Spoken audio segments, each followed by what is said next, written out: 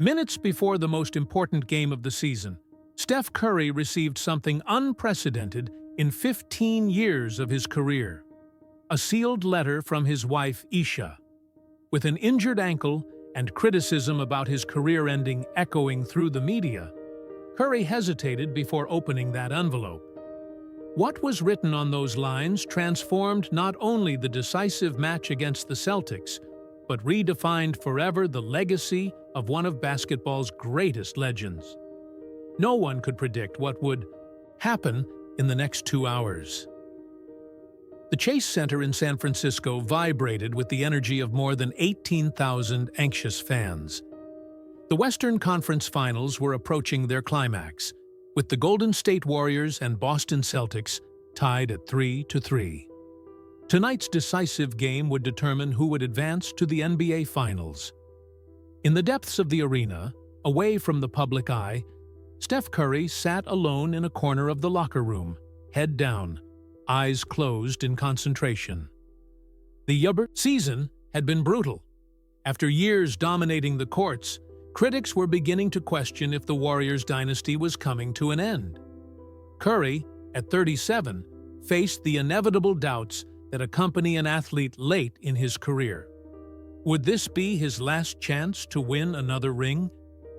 15 minutes, folks, announced the assistant coach, interrupting Curry's pre-game ritual.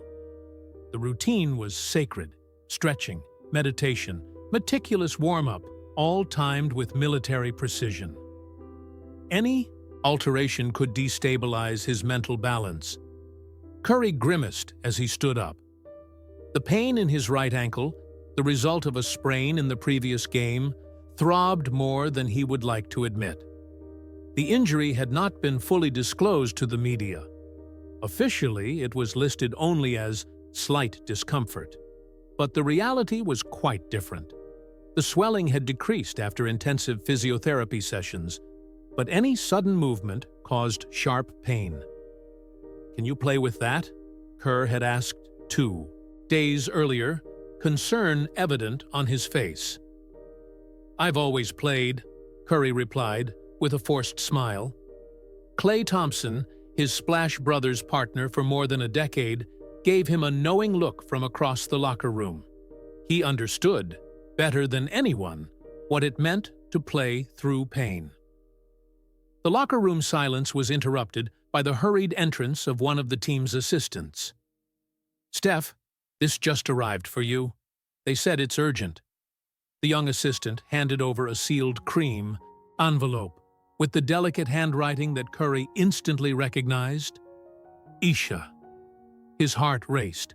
In 15 years of career and 12 of marriage, she had never sent a letter before a game. Occasional text messages, yes. Quick calls. But a handwritten letter? This was different? Was something wrong? "You okay, man?" Draymond Green approached, noticing the change in Curry's expression. "It's from Ayesha," he replied, turning the envelope over in his hands. Images from the last few months invaded his mind. Ryan, his 6-year-old son, had been hospitalized with severe pneumonia 2 months ago. Sleepless nights at the hospital, trying to balance training with supporting his family. Ayesha taking care of everything while he traveled for away games. The growing tension at home, the silences that lasted longer than they should. On the locker room screen, the pre-game broadcast briefly showed Ayesha arriving at the arena with Riley and Cannon, but without Ryan. The little one was still recovering, at home with his grandmother. Curry observed his wife's expression, tense, worried, but maintaining a brave smile for the cameras.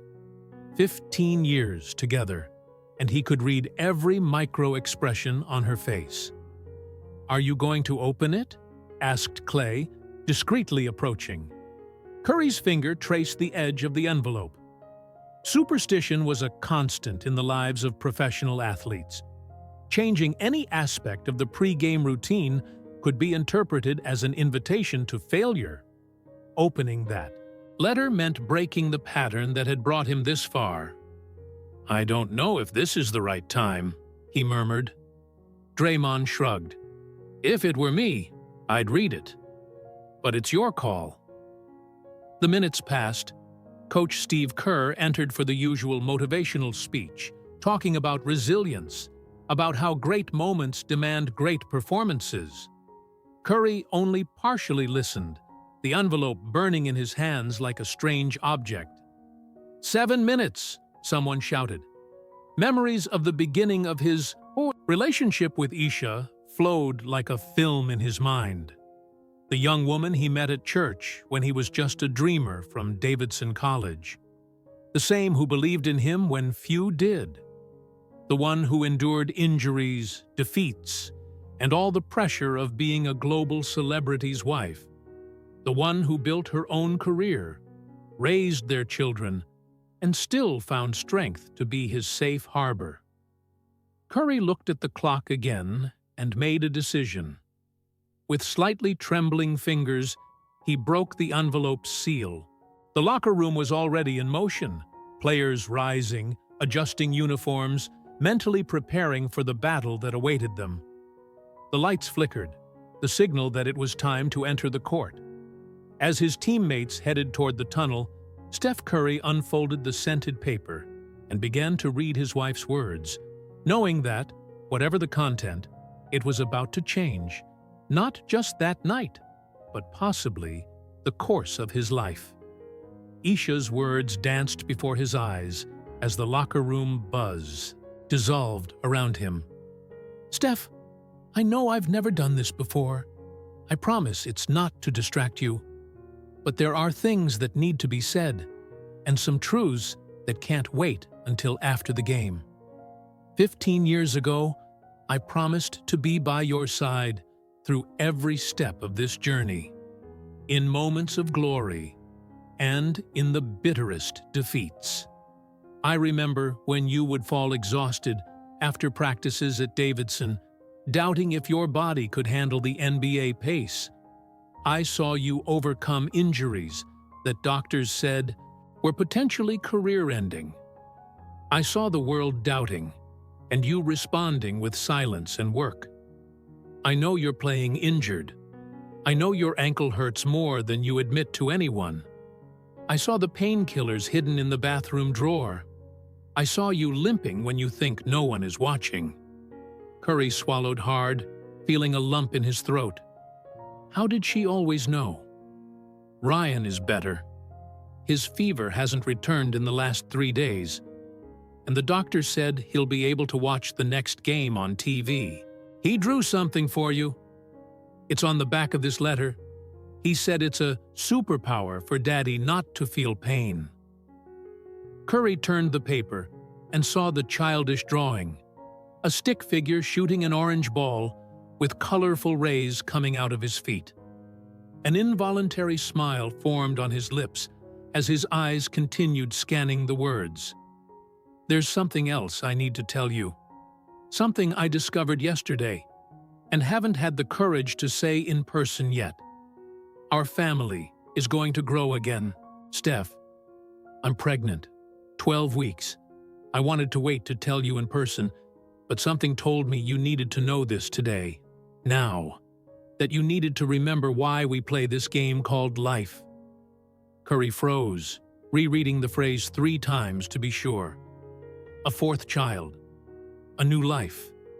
In the midst of all this pressure and uncertainty, an unexpected light. When we played basketball together in the backyard during those first holidays, you said that one day you wanted a big family like yours. That you wanted to be the kind of father that Dell was to you. And you are, Steph. Even in the absences, even with all the complications our life has brought, you are exactly the father our children need. And you will be for this baby too. Tonight, when you step onto that court, I want you to know that you're not just playing for your legacy, for the team, or for the fans. You're playing for the story we'll tell this baby one day. The story of how their father faced pain, fatigue, and fear, and still found the strength to be great. Because that's what you are, Steph Curry. Great not just for the trophies or records, but for the person you choose to be when no one is watching. With all my love, for life, Ayesha. A warmth spread through Curry's chest, a sensation that had nothing to do with the pre-game warm-up. Memories flooded his mind.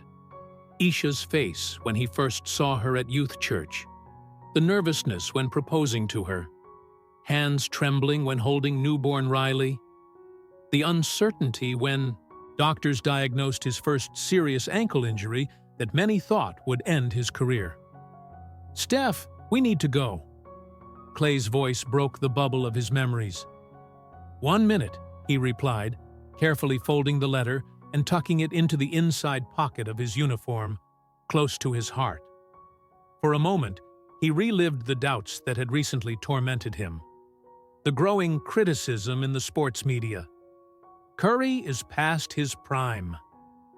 The years are weighing on the Warriors' point guard. Maybe it's time to think about retirement. The insidious whisper in his own mind during sleepless nights. What if they're right? But now, those voices seemed distant. A baby was on the way. A new life that would never see him play except in old videos. Unless... "Are you okay?" asked Steve Kerr, approaching as the other players were already following the tunnel. The coach, who had accompanied Curry's entire career with the Warriors, knew every nuance of his behavior. "Better than I've been in weeks," Curry replied, with renewed clarity in his gaze. "Coach, I need to ask you something unusual today." Kerr tilted his head, intrigued. "Whatever you need, Steph. I want to play all 48 minutes. No rest." Kerr's eyes widened, knowing about the ankle, knowing about the age, knowing about the risks. "Are you sure? With your ankle?" "I've never been more certain," interrupted Curry, a rare intensity in his usually calm voice. "There are bigger things at stake today." Kerr studied his leader's face for a long moment before nodding slowly. "It's your show then. But promise me one thing." "What?" "If the pain becomes unbearable, you let me know. I don't want you sacrificing the rest of your career for one game." Curry smiled. "Don't worry, Coach. Today I won't feel any pain." As they walked through the tunnel, Draymond approached, curious. "The letter, everything okay?" "Everything perfect," Curry replied. "It just reminded me why we do this." The roar of the crowd increased as they approached the court entrance. Curry could feel the vibration under his feet, that familiar energy that always electrified him. But today was different. Today, he felt anchored, as if each step had a purpose beyond immediate victory.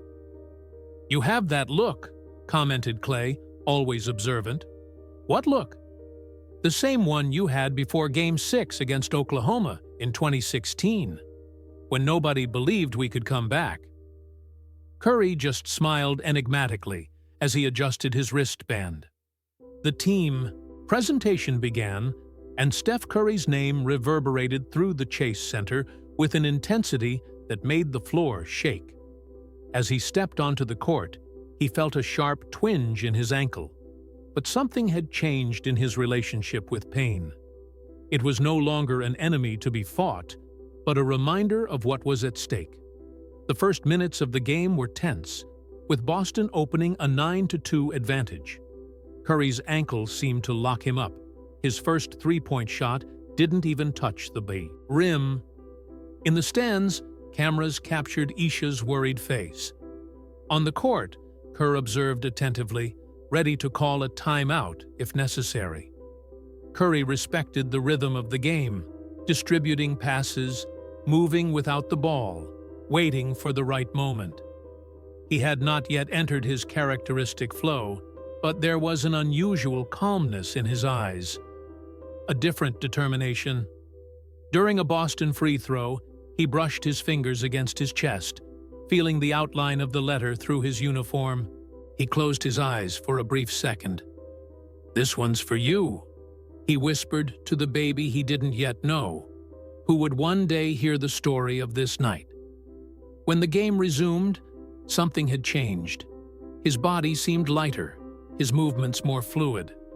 The first converted three-pointer came as a liberation, reducing Boston's advantage to just 4 points. The second, from an impossible distance, made the arena explode in applause. The game was still in the first quarter, but everyone who knew basketball could feel it. Something extraordinary was about to happen on that court. The second quarter began with the Warriors still behind on the scoreboard, but something had changed in the atmosphere. The energy at Chase Center was palpable, that familiar sensation that preceded historic moments in sports. The Warriors' older fans recognized the signs: the slight sway in Curry's hips before shots, the way his eyes gained an almost supernatural focus. "He's entering that mode," commented announcer Mike Breen to the national audience. That state of concentration that transformed Curry into a legend. The first sign came 3 minutes into the second quarter. A crossover that left Jason Tatum momentarily off balance, followed by a three-point shot so distant from the line that it drew collective gasps. The ball went through the net without touching the rim. "Bang!" shouted Breen in his famous call. On the next play, another one. This time with Marcus Smart, 3-time Defensive Team of the Year, literally glued to his jersey. It didn't matter. The ball rose in a perfect arc and fell softly through the net. "Bang!" repeated Breen, his voice already hoarse. "Ladies and gentlemen, Steph Curry is on fire." At home, sitting on the edge of the sofa with Cannon asleep in her lap, Ayesha watched with teary eyes. Riley, now a teenager, had abandoned her usual teenage indifference and was completely absorbed in the screen, vibrating with each basket. "Mom," she whispered during a timeout, "what did you write in that letter?" Ayesha just smiled, one hand unconsciously resting on her belly, still showing no visible signs of pregnancy. "I just reminded your father of who he is."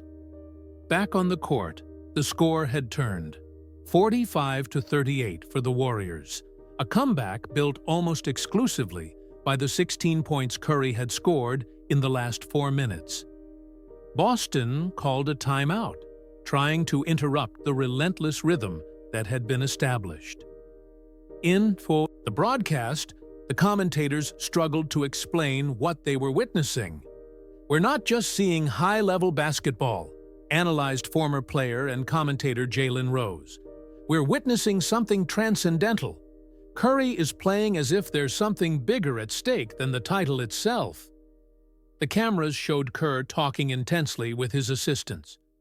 The coach alternated between expressions of amazement and concern, especially when Curry, during a pause, discreetly adjusted the ankle support under his sock. The third quarter began with Boston trying different strategies to contain the phenomenon that was unfolding. Double teams, even triple teams at times. Constant switching of defenders. Nothing worked. "It feels like we're watching a video game," commented the announcer, "and someone is using cheat codes." 5 minutes into the third quarter, Curry had already accumulated 32 points, 8 assists, and was 8 for 10 in three-point shots. Camera flashes illuminated the arena like continuous lightning, everyone wanting to capture a moment they already knew would go down in history. That's when it happened. With 4 minutes and 17 seconds on the clock in the third quarter, Curry converted his 9th three-pointer, establishing a new record for three-point shots in decisive playoff games. The arena exploded in a deafening ovation. "Historic!" shouted Mike Breen. as the numbers appeared on the screen. Steph Curry has just surpassed Ray Allen and becomes the player with the most three-pointers in decisive playoff games in history. On the Warriors bench, his teammates were all standing, some with their hands on their heads, incredulous. Klay Thompson, who had shared so many historic moments with Curry, had tears in his eyes. The moment of celebration, however, was short-lived. On the next play, trying to escape a double team, Curry stepped awkwardly and fell heavily. A sepulchral silence took over the arena. Cameras captured his expression of intense pain as the team's medical staff ran onto the court. At home, Ayesha leapt to her feet, almost waking Cannon. Riley grabbed her mother's hand tightly. "He'll be fine," murmured Riley, more like a prayer than a statement. In the arena, seconds dragged on as Curry remained seated on the court, doctors examining the same ankle that was already compromised. Kerr knelt beside his star, his face grave. "Steph, there's no shame in stopping now," said the coach, quiet enough that only Curry could hear. "You've already done enough." Curry looked at the scoreboard. Warriors 67, Celtics 58. Still a game in dispute. Still much at stake.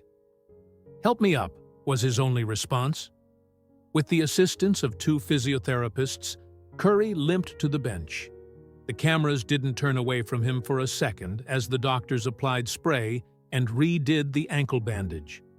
On the arena's screens, fans saw when he closed his eyes for a brief moment, his right hand touching, discreetly, the point where the letter was kept. 90 seconds later, to the general astonishment, he was signaling to Kerr that he was ready to return. "You don't need to prove anything else," insisted Kerr. "I'm not doing this to prove something," replied Curry, his eyes clear and determined. "I'm doing this because I promised."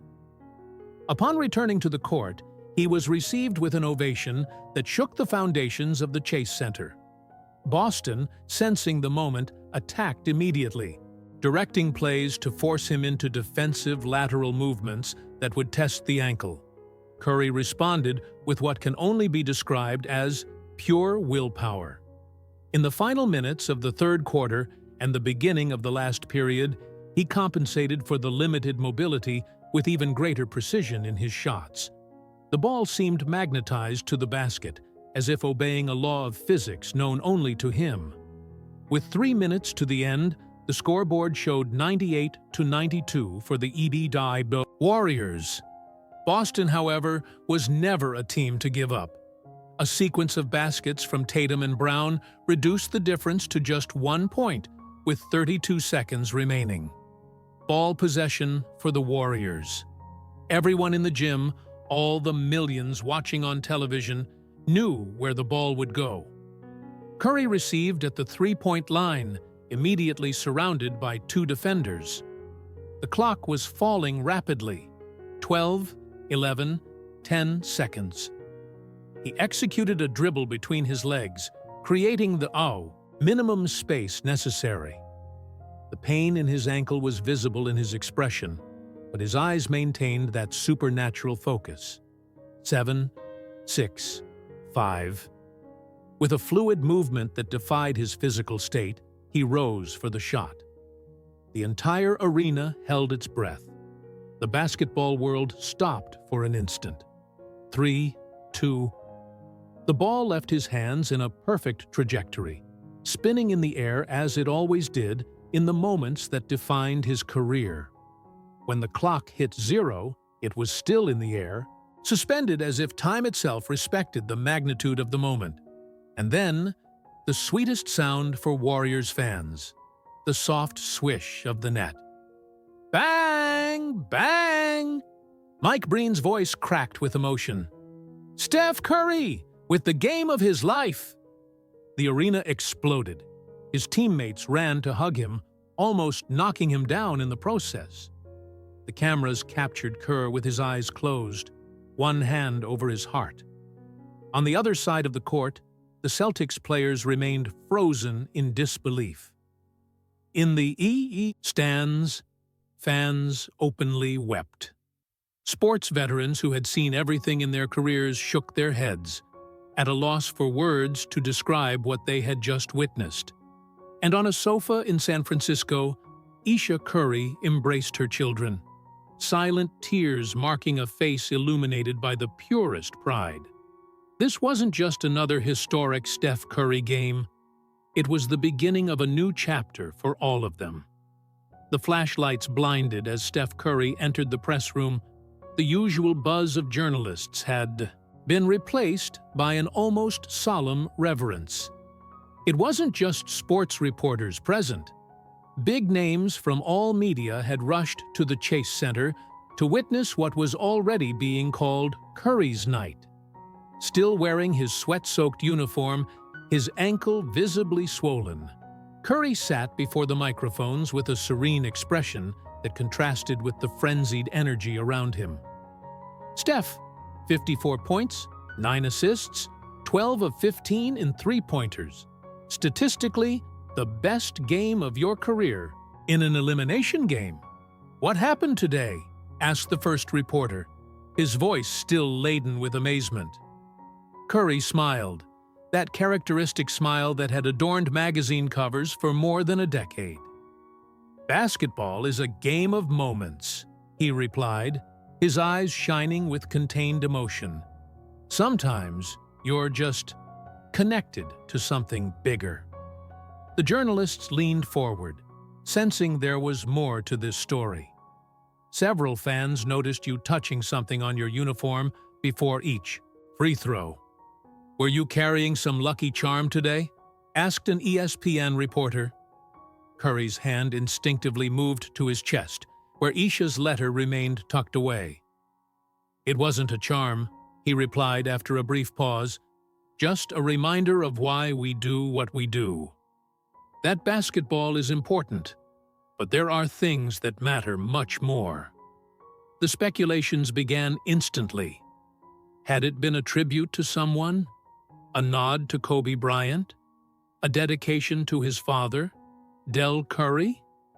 Theories multiplied on social media every minute. When the press conference ended, Curry limped to the locker room where his teammates received him with an ovation. In the corner, Clay awaited him with a silent embrace that said more than words.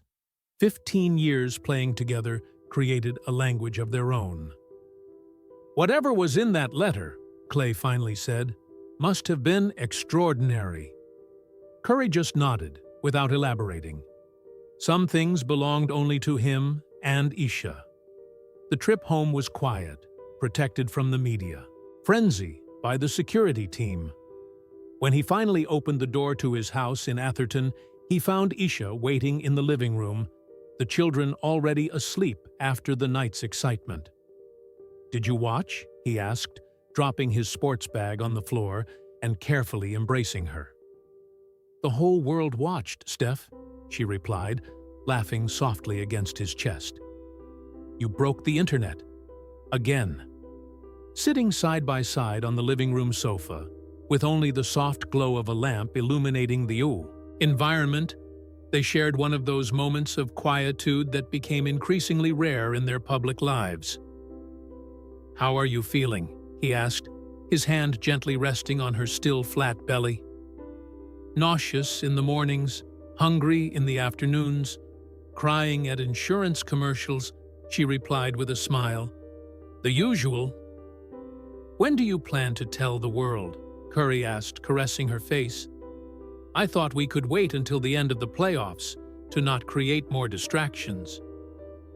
Curry was silent for a moment, contemplative. "What if we do it differently this time?" he finally suggested. "What if, instead of separating our personal life from the professional one, we show how they are inseparable, how one feeds the other?" The next morning, while sports analysts were still dissecting every play of the epic match, the phones of millions of fans simultaneously notified. A new post on Steph Curry's Instagram. The photo showed Ayesha's letter partially visible, carefully edited to preserve its most intimate content, but revealing the crucial line. Our family is going to grow again, Steph. I'm pregnant. Next to it, an image of the uniform with a subtle bulge where the letter had been kept during the game. The caption was simple. Yesterday, I played for 5. Blessing on the way, Ayesha Curry 4. The internet, predictably, collapsed.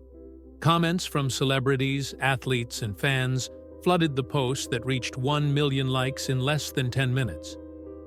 LeBron James was one of the first to comment, "Some things are bigger than basketball. Congratulations, brother." Kerr sent a private message. "Now I understand everything. Congratulations, Dad. Rest that ankle." That afternoon, as the sports media rewrote all their analyses of the game in light of the revelation, Curry was in his home office. Carefully, he opened a carved wooden box that held his most precious treasures: the tape of his first NBA game, the tickets from the finals of his first championship, locks of hair from each of his children after their first haircut. Delicately, he added the folded letter to the collection, closing the lid with reverence. Years later, when interviewed for a documentary about his career, they would ask what was his most memorable moment on the courts. To the surprise of many, it wouldn't be any of the championships, records, or MVPs. "That game against Boston in 2025, he would respond without hesitation. "The day when basketball became something more than basketball. The day I played not just for what was, but for what was to come." This is how a simple letter transformed not only a game, but redefined the legacy of one of the greatest athletes of all time, reminding the world that, behind every sports legend, there is simply a human being moved by the same things that move us all: love, family, and the desire to build something that transcends time.